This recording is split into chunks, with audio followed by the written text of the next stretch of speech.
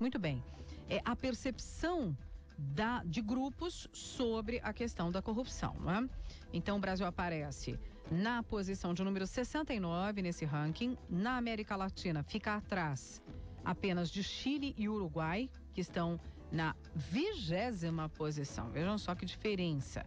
E aí compartilha o topo da lista com menos casos de corrupção a Dinamarca, a Suécia e a Nova Zelândia. Mas há também os piores, né? Neste ranking, Afeganistão, Coreia do Norte e Somália. Nas Américas e no Caribe, as posições mais negativas são Haiti e Paraguai. Eu converso sobre o assunto com Rafael Vargas, que é presidente da Associação Brasileira de Combate à Corrupção Política. Boa tarde, Rafael. Boa tarde, Roxane. Boa tarde, ouvintes da Rádio Estadão e ESPN. Muito bem, esse estudo que é divulgado anualmente da Transparência Internacional, ele trata dos níveis de percepção da corrupção, não é? E o Brasil continua numa posição muito ruim aos fatos reais e a percepção, obviamente, que é muito ruim também dos grupos sociais em relação a este dado, não é? E na sua posição, na sua análise, o que seria necessário para que não só a corrupção de fato seja diminuída, seja combatida e traga resultados reais, mas também para melhorar a percepção das pessoas? Essa questão da transparência nas informações ajuda de alguma maneira e, por exemplo, nós caminhamos em relação a isso? Que outros aspectos também seriam relevantes? Roxane, a princípio, a medição da corrupção é um dos índices mais difíceis de se medir, pois é baseado apenas nos fatos que são descobertos, né? E é evidente que a corrupção ela é encobertada por um jogo de interesses políticos. Então, isso causa, assim, uma imprecisão nos resultados. Mas a intenção dessa organização da Transparência Internacional é uma das melhores, né? Então, quanto aos governantes, eles devem adotar medidas que promovam a transparência, dificultando a propagação da prática da corrupção. E também implantar medidas que diminuam a impunidade, como o endurecimento das penas dos crimes relacionados à corrupção. Isso ajudaria. Se fala muito nessa questão de reforma política. Nós estamos ainda falando do nosso universo, o universo Brasil, não é? A reforma política como um processo importante, né, que o Brasil vem adiando. Por exemplo, trataria da questão do financiamento de campanhas políticas e outros aspectos, né, da composição política do país. Isso também a gente teria de enfrentar em algum momento. E quando é que essa reforma política terá condições de acontecer? A pressão da sociedade ajuda? Ajuda muito, Roxane. Um outro ponto fundamental que veio a calhar é que nós fazemos parte também da frente parlamentar pela reforma política com participação popular. Então nós estamos acompanhando o processo da reforma política, que é um processo lento, demorado, e vai ter que ter pressão social para que muitas coisas possam mudar, que sejam devidas, né? Como, por exemplo, acabar com as indicações dos governantes na composição do Poder Judiciário e também dos órgãos de fiscalização. O caso do Mensalão, nós estamos tendo um desfecho bem recepcionado pela sociedade, devido ao fato de um ministro, né, que foi o relator, que teve uma posição que não abriu mão da sua também indignação, né, com essa corrupção.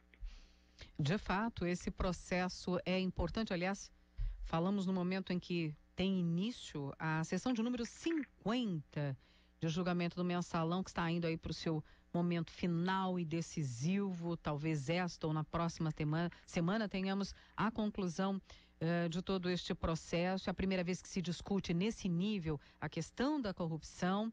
Eles vão debater penas, cassações políticas, prisão para corruptos. Quer dizer, tudo isso pode ser uma mudança de patamar no Brasil, se a sociedade entender a importância desse processo e conseguir seguir, querer, né, ter esse desejo de caminhar nessa toada, de apurar qualquer questão relacionada à corrupção, né? Também tem isso, Rafael. Com certeza, Roxane. A tendência é essa, né? É uma moralização da política e cercar a corrupção de todos os lados. O próprio Instituto Transparência Internacional prevê que os governos devam priorizar a luta contra a corrupção, por ser considerada a maior ameaça que a humanidade enfrenta. E sem dúvidas, isso já está acontecendo aqui no Brasil.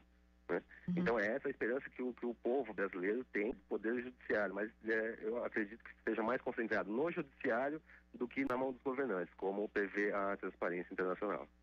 Você vê que a parcela que cabe ao judiciário é mais importante, é mais forte? É mais importante, porque é quem tem o poder de determinar cassações, enviar para a cadeia, quem tem que ser enviado, né? Pode ser até que nesse caso do julgamento do mensalão, não sei como você que vem acompanhando certamente vê, mas eu vejo da seguinte forma, né? Como pela primeira vez vai mandar para a prisão um cidadão que tem cargo político sem que ele perca o seu mandato. E há uma parcela, especialmente dos políticos, eu acho que é o Congresso que tem que determinar essa questão, né? Então pode haver aí uma interferência, uma discussão sobre a separação de poderes, a interferência dos poderes, e espero que esse embate seja positivo.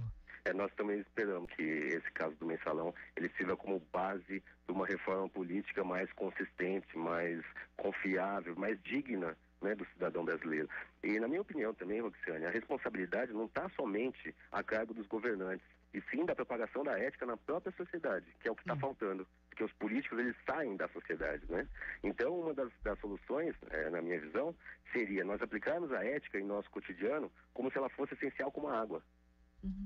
Entendeu?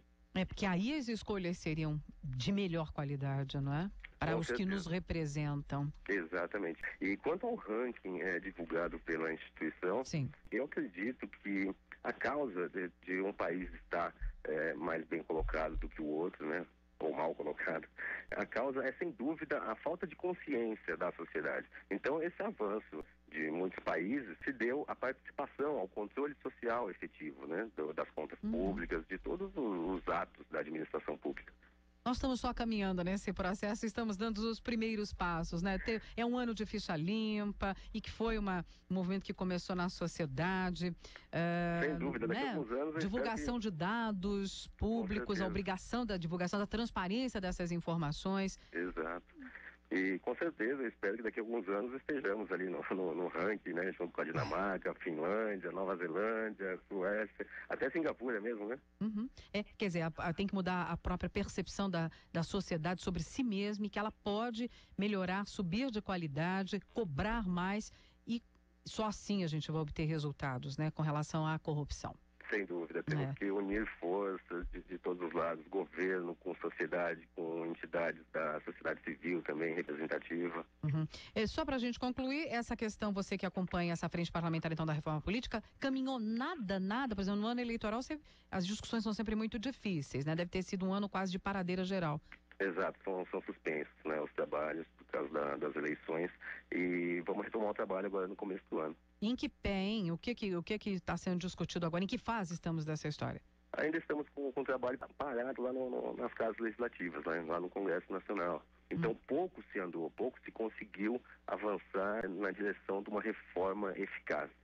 Mas vamos estar trabalhando para isso, vamos deixar a sociedade informada. Muito bem, agradeço a atenção aqui com o nosso ouvinte, Rafael Vargas, que é presidente da Associação Brasileira de Combate à Corrupção Política. Ele também acompanha a Frente Parlamentar de Trabalho da Reforma Política e comentou aqui conosco os dados, né, sobre corrupção da Transparência Internacional. Obrigada, Rafael. Muito obrigado, Roxane. Rádio Estadão ESPN, os melhores lances da notícia.